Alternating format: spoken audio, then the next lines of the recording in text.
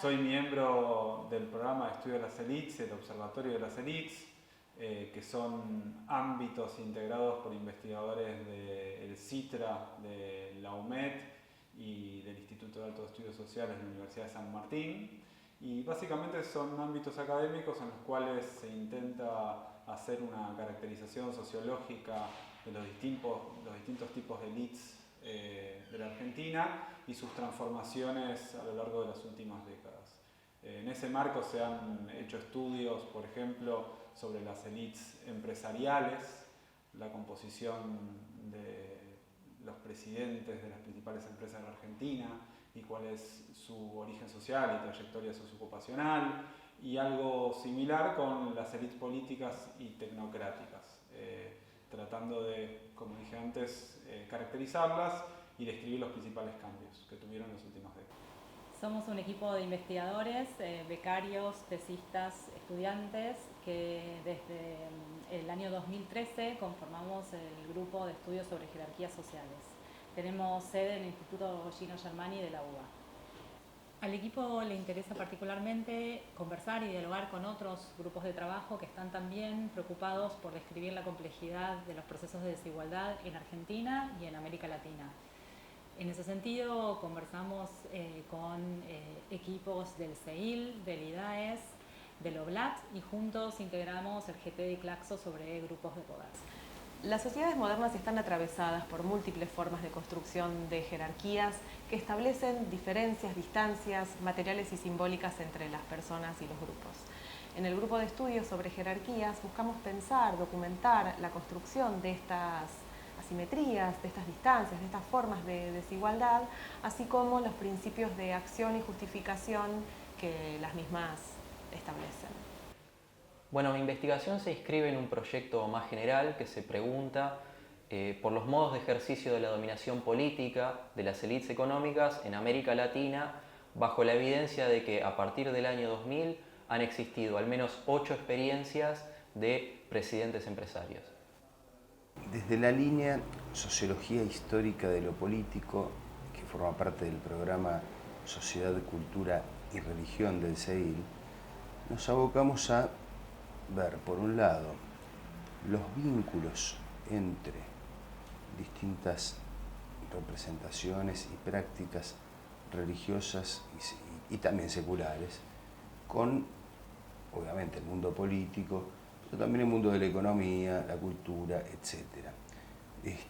Por otro lado, en este equipo, en esta línea de trabajo, también nos abocamos a ver en objetos que son propios de los estudios sociales de la política, la dimensión religiosa, a través de los procesos de socialización, también de la vida representativa, de los discursos y de la simbología. En ese sentido, y de acuerdo a las tendencias, ciertas tendencias que se están desarrollando en nuestro terreno y que en las ciencias sociales, y que a partir del diálogo y la interacción con otros colegas como los que están vinculados al evento que nos reúne, la gente del OBLAT, del IDAES, la gente del grupo de jerarquías del Instituto Gino Germani. Nosotros también trabajamos con estos elementos en el mundo de las categorías dirigentes, ¿sí? Entendiendo bajo tal término desde líderes empresariales hasta diputados, senadores, altos funcionarios públicos, y la circulación también entre estas esferas, entre la esfera, si se quiere, empresarial y el mundo estatal y la política. Con este sesgo que lo hace particular, que es tener en cuenta la dimensión religiosa como un factor central en la configuración de identidades, de colectivos y de prácticas.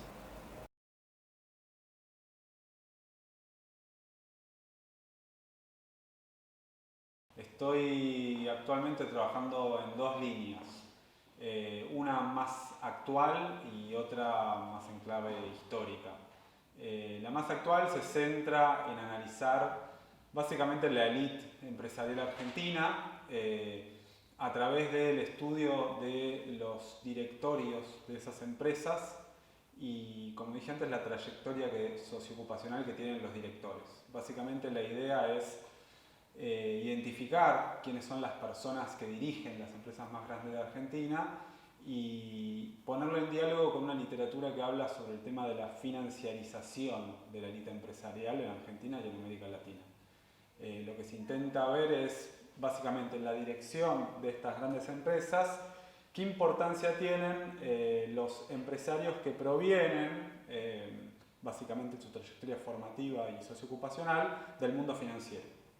Entonces lo que estamos haciendo por un lado es identificar a los directores de las empresas y a los presidentes de las empresas más grandes de Argentina y a través de sus currículums ver qué trayectoria tuvieron, básicamente dónde se formaron como empresarios y dónde hicieron sus carreras al interior de las empresas, tratando de ver qué importancia tienen los que provienen de básicamente las gerencias financieras o que tuvieron una trayectoria más asociada a las finanzas.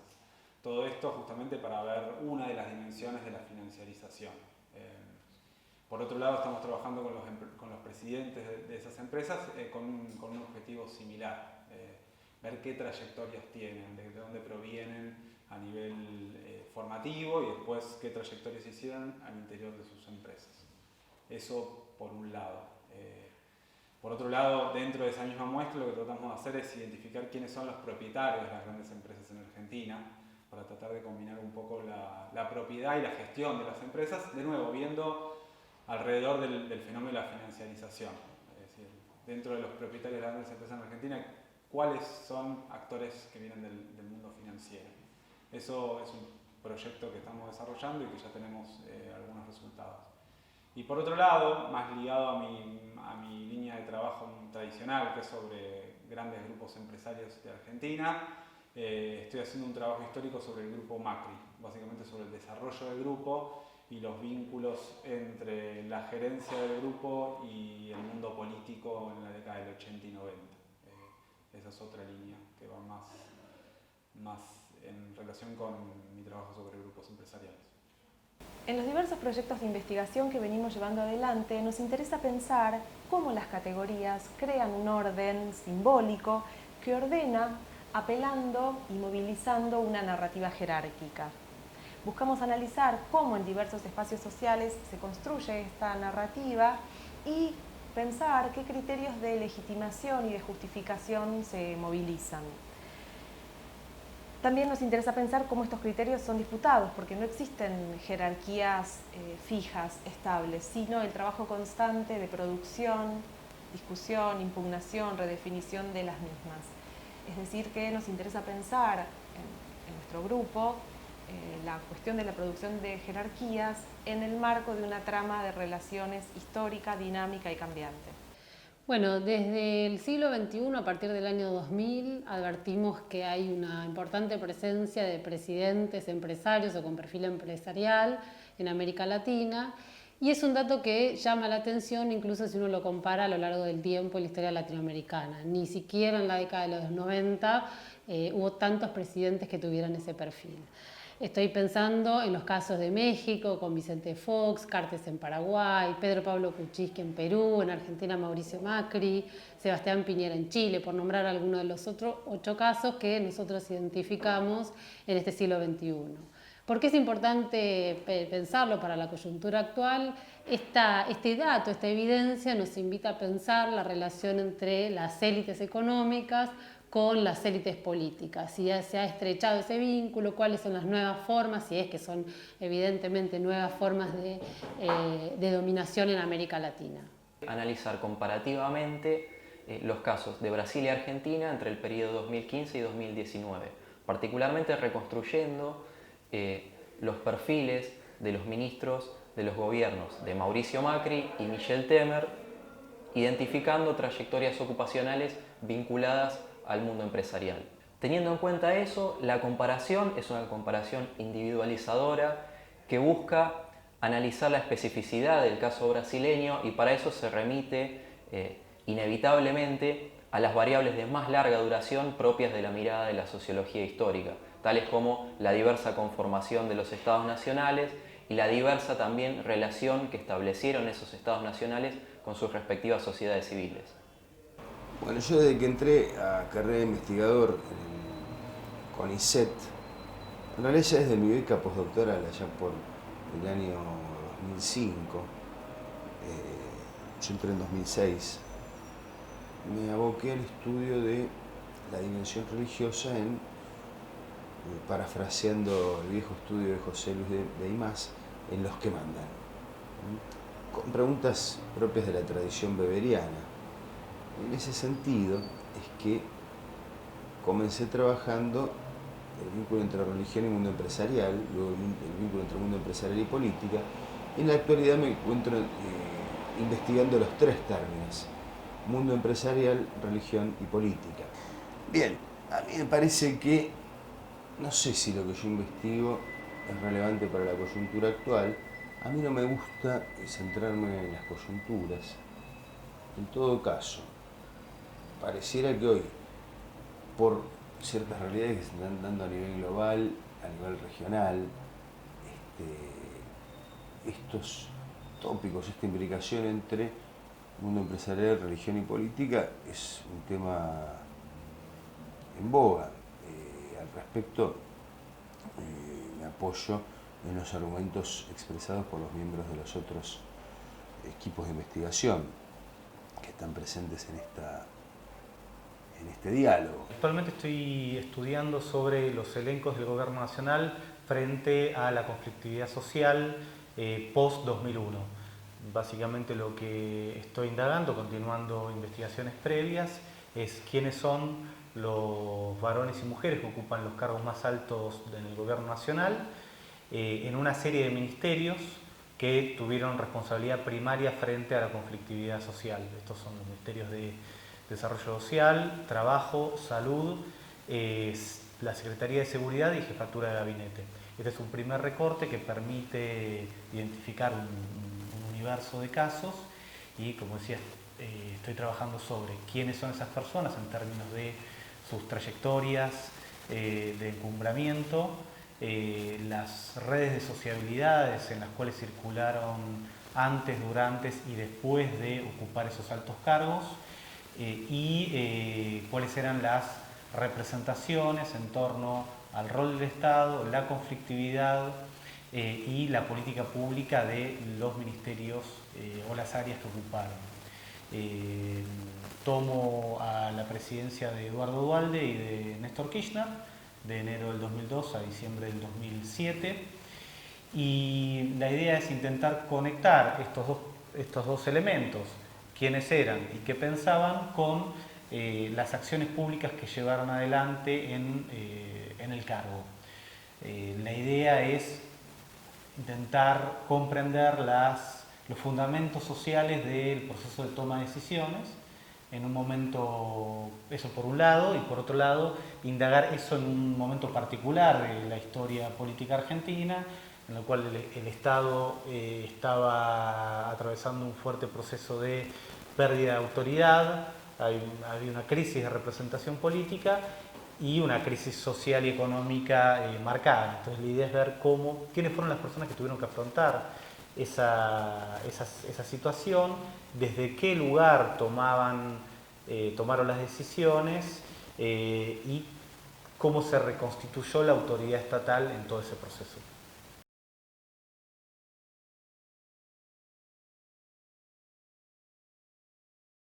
Bueno, básicamente estamos usando información, por un lado, de rankings empresariales para identificar a las empresas y por otro, información de los balances y del boletín oficial para identificar a los directores y los presidentes, y luego información biográfica de los propios empresarios que figura tanto en las fuentes institucionales de las empresas como en la publicada por ellos mismos, por ejemplo, los currículums, etc. Y lo que estamos haciendo por un lado es identificar sus trayectorias con esta información y después un trabajo de entrecruzamiento de directorios. vale decir, identificar dentro de las grandes empresas cuáles son las que comparten directores, porque eso nos permite decir algo sobre el grado de cohesión que tiene el empresariado, sobre los vínculos que unen las empresas, etc. Con respecto a la línea más histórica, básicamente estamos haciendo entrevistas, por un lado, a ex directivos del grupo y después información de prensa institucional que tiene la propia empresa. Estas problemáticas las documentamos en diversos espacios sociales. Por ejemplo, miramos cómo se construyen jerarquías en las empresas a partir de la categorización de diferentes trabajadores, como pueden ser los managers.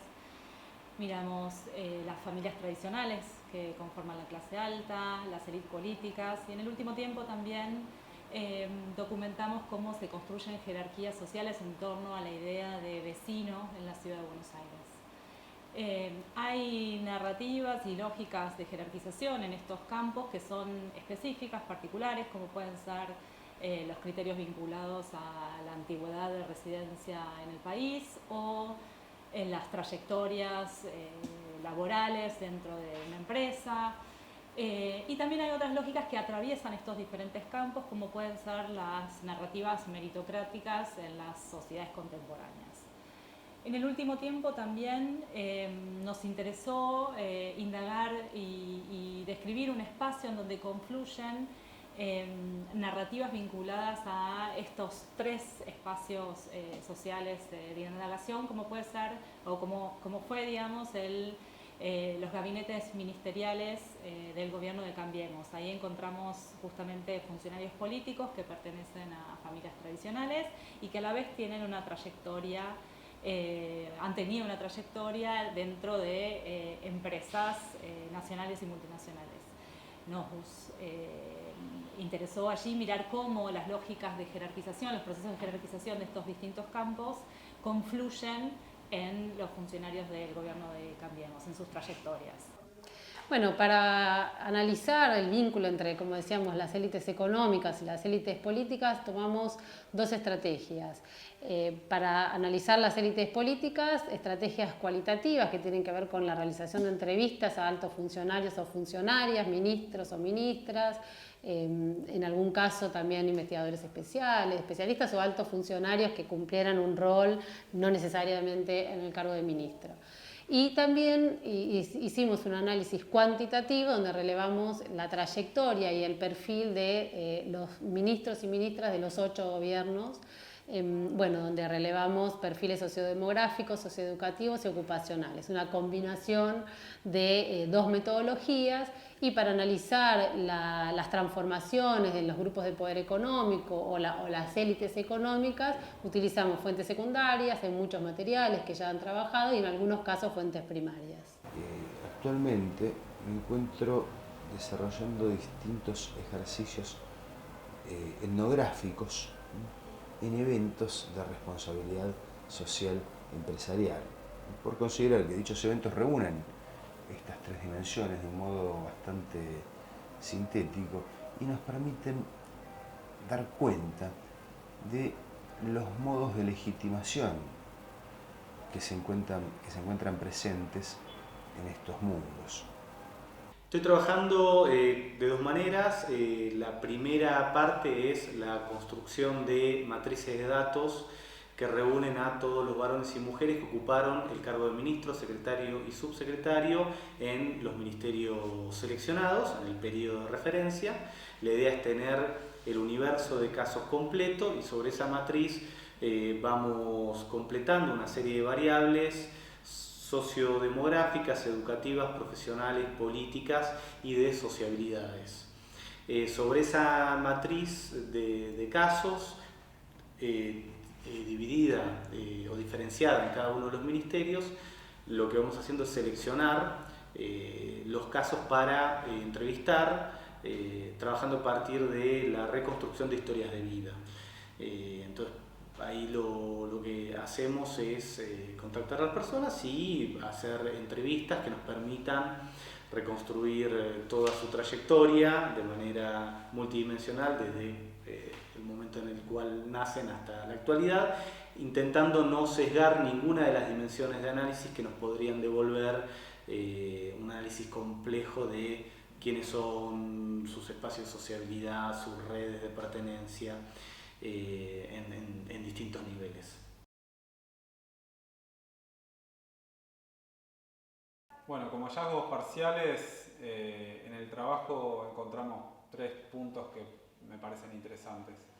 El primero tiene que ver con la propiedad de las empresas, y ahí lo que vemos son dos cuestiones que van un poco en tensión. Por un lado, efectivamente, encontramos que hay una influencia importante de actores financieros en esta élite empresarial, sobre todo a través de las empresas transnacionales que operan en Argentina, porque ahí esas firmas tienen como propietarios a grandes fondos de inversión internacionales. Y esos son actores muy importantes del mundo financiero que, bueno, hay muchos estudios que justamente lo que dicen es que después eso tiene un correlato sobre el gobierno de las firmas, es decir, tienen participaciones minoritarias, pero después eso tiene una influencia en lo que las empresas hacen, ¿no? Y acá eso se da muy claramente, por ejemplo, en las empresas de telefonía, en muchas empresas de servicios públicos, empresas automotrices. Todas tienen una participación importante de estos fondos de inversión. Esta es una primera punta después para analizar, bueno, eso qué correlato tiene sobre lo que las empresas hacen. Pero a priori, la propiedad hay una cuestión interesante. El segundo tiene que ver con la dirección de las empresas. Y un poco a través de nuestro relevamiento, lo que vemos es, por ejemplo, que en el control como presidentes de las grandes empresas en Argentina hay una participación importante de gerentes que vienen del sector financiero, es decir, de gente que se desarrolló en la empresa como gerente financiero. Y eso se da, digamos, con bastante relevancia en algunos sectores específicamente. Por ejemplo, en el sector servicios, en las empresas públicas. Ahí los empresarios del palo financiero tienen mucha importancia y también es una línea interesante para ver y relacionarla con lo que pasa con esas firmas, con las estrategias de esas firmas, con las características de esos sectores, que es lo que un poco creemos nos va a explicar por qué esa predominancia de actores financieros. Y el tercer punto, que es algo que por ahí no nos esperamos demasiado, pero es para indagar y me parece súper interesante, tiene que ver con lo que pasa en los directorios. Y en los directorios de las grandes empresas, ahí vemos un panorama más variado en cuanto a de dónde vienen los directores. Hay una variedad de trayectorias muy importantes que no están tan vinculados. Incluso en las firmas donde hay un presidente digamos, que viene de las finanzas, los directorios tienen más variedad y parecen estar vinculados a otro tipo de dinámicas. Y lo que nos resulta todavía más central es que cuando hacemos el entrecruzamiento de directorios, lo que vemos en Argentina, por lo menos por ahora, es que hay un grado de entrecruzamiento muy bajo. O sea, las empresas comparten muy pocos directores entre sí. Y eso contrasta un poco con lo que sucede, según la bibliografía, en otros países de la región, como México, Brasil, Perú, donde las firmas están más relacionadas a través de directores. Es una punta interesante para el análisis de la élite porque muchos trabajos analizan la cohesión empresarial a través del entrecruzamiento de estos directores. Y Argentina parecería tener un entrecruzamiento muy débil. Y lo mismo hay en esas redes empresariales muy fragmentadas. Los que vienen del sector financiero no tienen un rol importante, que también es un dato interesante porque contrasta con lo que pasa, por ejemplo, en Perú, donde las redes, digamos, de directorios en esas redes tienen una fuerte presencia del sector financiero. Así que son todas líneas como para seguir trabajando. Los resultados de nuestras investigaciones se pueden leer en revistas académicas y científicas, en libros que publicamos en el último tiempo.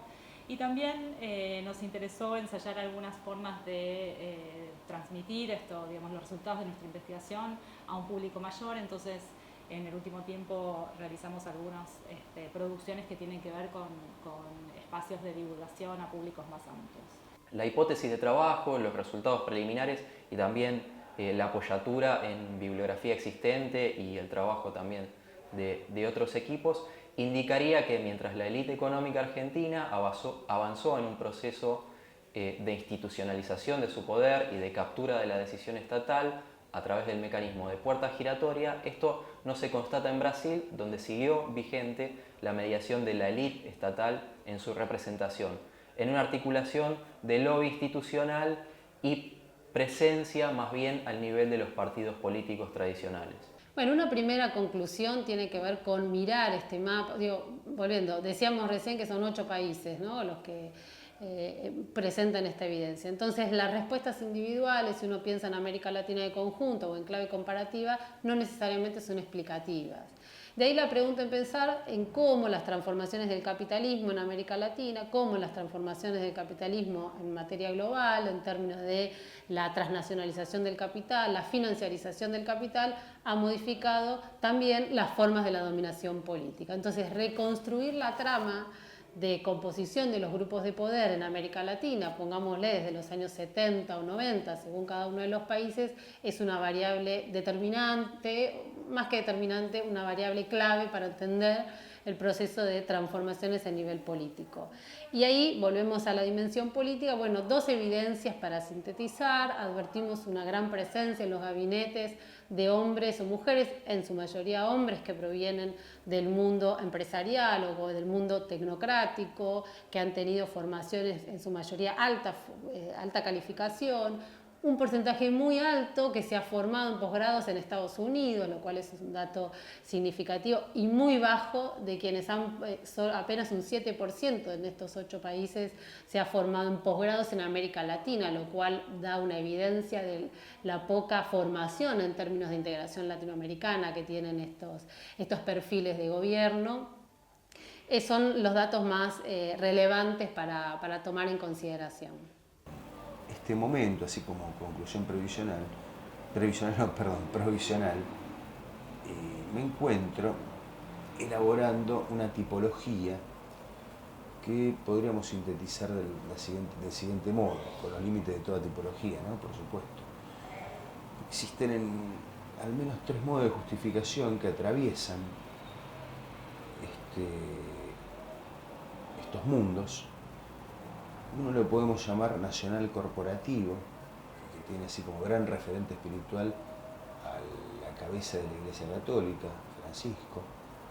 Un segundo modo que podríamos vincular al ordoliberalismo, que tuvo así como gran referente en su momento Juan Pablo II, y que tuvo y tiene una fuerte presencia en distintas experiencias políticas en nuestro país. En la actualidad, creo que emerge un tercer modo de justificación, que es tal vez el más cautivante por su originalidad. De nuevo, acá no hay nada, pero en todo caso, por la forma en la cual articula este vínculo entre mundo empresarial, religión y política, que podríamos llamar de una espiritualidad intramundana. Como grandes referentes podemos encontrar a personas muy diversas como Bernardo Klicksberg o el mismo Jaime Durán Barba, en nuestro contexto, que exponen bastante bien esta articulación. Bueno, lo que empezamos a ver es, a partir del análisis de trayectorias agregados y de las matrices de datos, ciertas regularidades en las redes de pertenencia previas al cargo que terminan teniendo una incidencia en cómo se conforman los elencos de gobierno. En algunos de los ministerios, es decir, en alguna de las áreas de política pública, nos permite hablar de redes de política pública, especialmente en el Ministerio de Salud y en el Ministerio de Trabajo. En el Ministerio de Trabajo, por ejemplo, vemos que los espacios de los cuales se reclutan los funcionarios a partir del 2002 y previamente también, pero en el periodo de referencia que estamos tomando es más marcado, se reclutan de redes vinculadas a la Organización Internacional del Trabajo y a espacios de abogados laboralistas vinculados a los sindicatos. Y eso termina trasladándose a la manera de gestionar, de definir las políticas públicas y de gestionar el conflicto con los actores que están fuera del Estado. En el caso de salud pasa algo similar con una organización fuerte que se llama iSalud y es el gran formador de cuadros estatales en materia de salud. Bueno, eso que vemos en algunos ministerios, en otros no se da, se dan ciertos vínculos y asociaciones más fragmentarias, y la idea es avanzar sobre las distintas lógicas de los ministerios en ese momento particular, viendo también cómo las trayectorias previas, comunes o diferenciadas, nos permiten entender las disputas entre los distintos ministerios y las definiciones más o menos consensuadas de políticas públicas.